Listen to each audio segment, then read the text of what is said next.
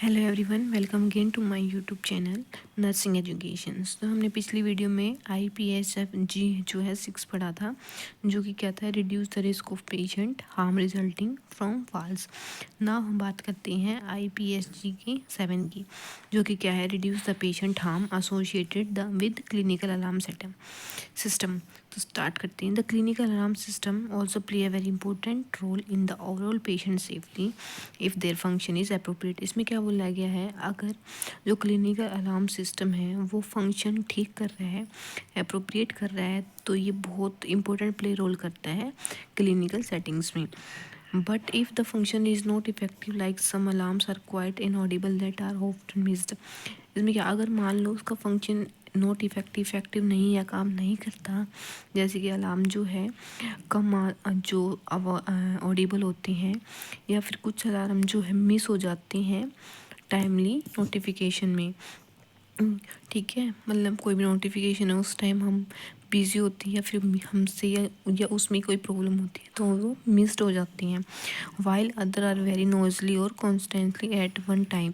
लेकिन अदर हम बात करें तो कुछ किसी उस पर ज़्यादा नॉइजी होती हैं एक टाइम पे, तो उसके कारण हमें वो शट डाउन करना पड़ता है permanently.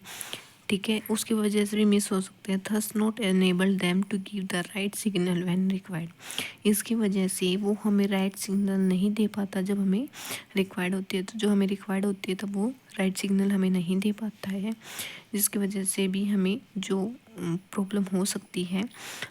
This anomaly often leads to some or other kind of the patient. इसकी वजह से भी जो पेशेंट को हार्म हो सकता है किसी भी वजह से।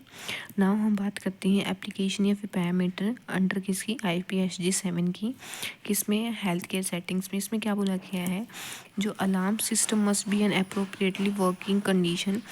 एग्जाम्पल क्या है, they should neither be too noise and long duration nor be very short time with a very low pitches. में क्या बोला गया है कि जो अलार्म है, जो सिस्टम है, अप्रोप्रिएटली वर्किंग करता है कंडीशन है, तो उसमें क्या होना चाहिए, ना तो कुछ ज़्यादा ही नॉइजी होना चाहिए, ज़्यादा आवाज़ नहीं आनी चाहिए, और ना ही लंबे टाइम तक होना चाहिए, और ना ही शॉर्ट टाइम तक। लॉन्ग ड्यूरेशन भी ना हो और शॉर्ट ड्यूरेशन भी ना हो। While a very low pitch, और लो पिच भी नहीं होनी चाहिए क्योंकि फिर हमें सुनेगा नहीं।